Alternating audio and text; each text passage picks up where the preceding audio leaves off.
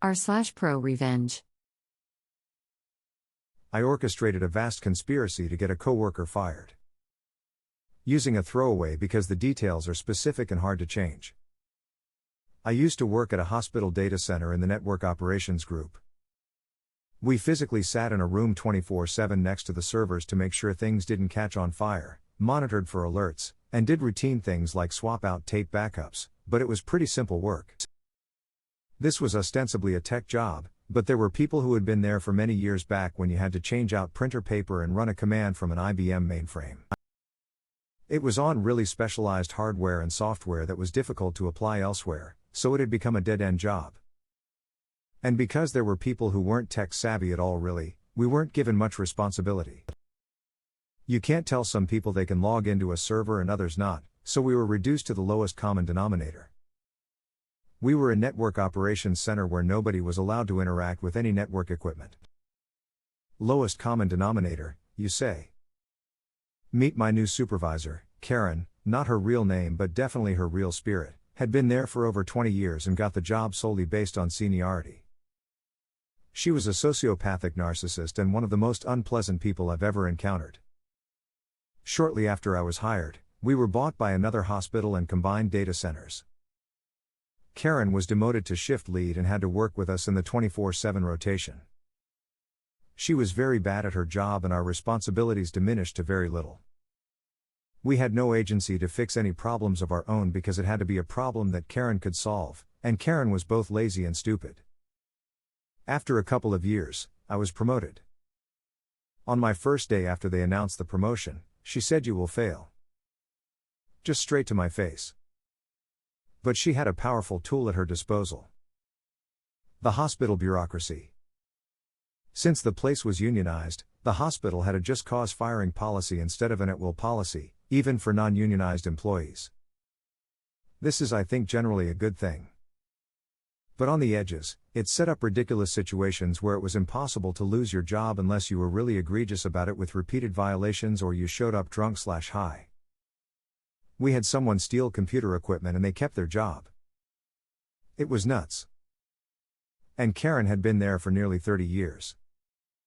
So she wasn't getting fired without a lot of work. That's okay. She was terrible at her job. One of the most important things about the job was monitoring for an alert which would pop up, and there was a procedure we had to go through in order for some data to go through. If we didn't do this, then a nurse wouldn't get their lab results back. So in one case, an alert came in, Karen saw it, then decided to keep browsing the web.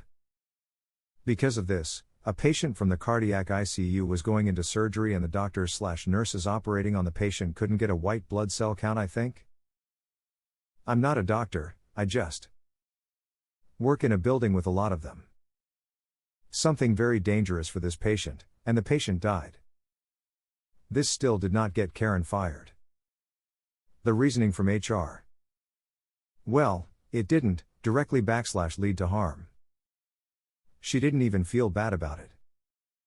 Just a complete soulless sociopath. I'm real pro-worker in general, but some jobs you just absolutely have to do. I was so mad. She had to go. I kept a paper trail of everything she messed up on. It wasn't nitpicky. Literal life and death stuff here. Verbal warning, first written warning, second written warning, final written warning, termination. A slog, and I'd rather spend my time doing anything else, but that's the way it went. Then she figured out she could work the system. As she approached work Armageddon, termination, she would tell HR she was being harassed. The person harassing her was different every time, which would trigger a mandatory investigation. This investigation took about 6 months, they wouldn't find anything, and we would carry on.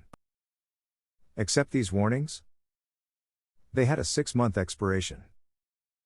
So she could always reset the clock when it got close. Everyone was helpless. Even the CIO couldn't do anything about it because of the bureaucracy. Karen was a menace and the entire IT department had to interact with the data center staff, and that meant interacting with her, and she was universally disliked. And she had 20 years until retirement and she would outlast the heat death of the universe. Then I had an idea.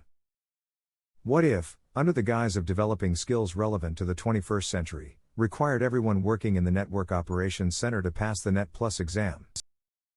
It's not a difficult exam, but it's not trivially easy. I felt pretty sure that everyone on the team fell above the line between able to pass and not able to pass except Karen. We would give everyone better titles, a significant pay raise, and entrusted to do more with the equipment, which is something everyone desperately wanted. Then people could actually leave the hospital with transferable skills and do something else if they wanted and not feel trapped. I spent 3 years in meetings with HR, with my director, with the CIO, with HR again. Job description meetings that took 6 hours to tweak small wording. Hundreds of hours in meetings. Red tape hell. Absolute red tape hell. Do you have any idea what it takes to approve a significant raise / in a bureaucratic muck factory like that?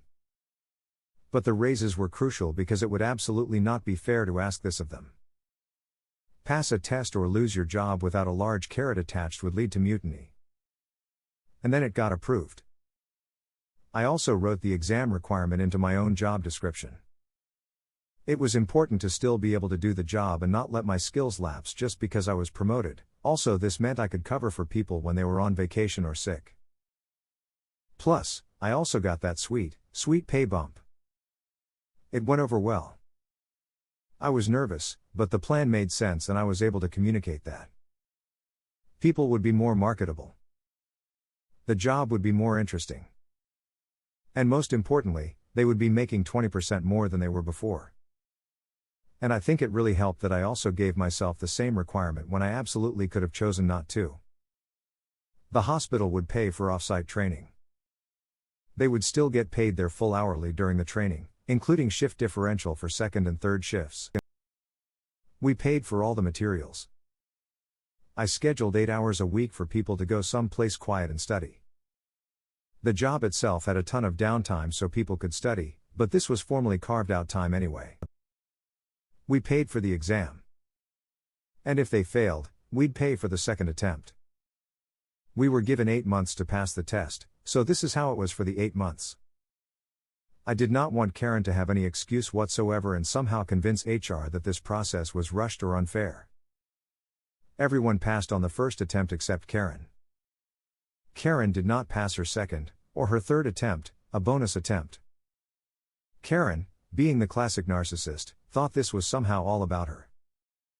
That this was a vast conspiracy engineered over multiple years and hundreds of hours just to get rid of her, and she would tell everyone within earshot that's what was going on. Yeah, okay, Karen. You realize how insane that sounds, right? Not everything is about you, sheesh. Well, okay, in this case it is, but still. Only I, and 2 other people, know that. I remember the exact time and date we told her. She was in such deep denial that it could ever happen. She thought she was bulletproof. I don't think I will ever achieve anything more satisfying in my career. I'm not usually one to take satisfaction in seeing someone's livelihood go, but she was uniquely awful. She was a patient danger, and it had been nearly a decade of working with her by this point and I was just so sick and tired of her bullshit. I was a hero the day after she was fired. I went to the main office for a meeting and people were congratulating me like I just had a kid or won a marathon or something. Even the CIO. They were just happy for me that I didn't have to supervise Karen anymore. But in my headcanon, they were congratulating me for pulling off this elaborate plan. Morale back at the data center was also high. We learned interesting things. A couple of my coworkers left for better gigs elsewhere. Smile. The ones who were content staying were able to stay, and we all had more money and job security. And because anything could set off a bullshit Karen harassment complaint, people were stressed out working with her. Her being gone was like a breath of fresh air. Newcomers were told stories of Karen, and they seemed exaggerated. They were not. In order to solve a very important and extremely difficult problem, I pulled off a vast workplace conspiracy that improved the lives of the people I worked with in addition to keeping our patients safe. Getting Karen fired is my greatest and most difficult accomplishment and I can't put it on a CV anywhere. A response to the post. 3 years of red tape hell, that is dedication right there. A response to this comment. For the raises. A response to the post. This is beautiful. I love the fact that the paranoid narcissist was both correct about the conspiracy against her, and ineptly powerless to do anything to stop it. A response to the post. It disgusted me to hear that a patient death wasn't enough to get her fired. A response to the post. 3 years just for the changes? You have the patience of a saint. How long were you working with Karen in total? Oh, peace response to this comment. About 10 years.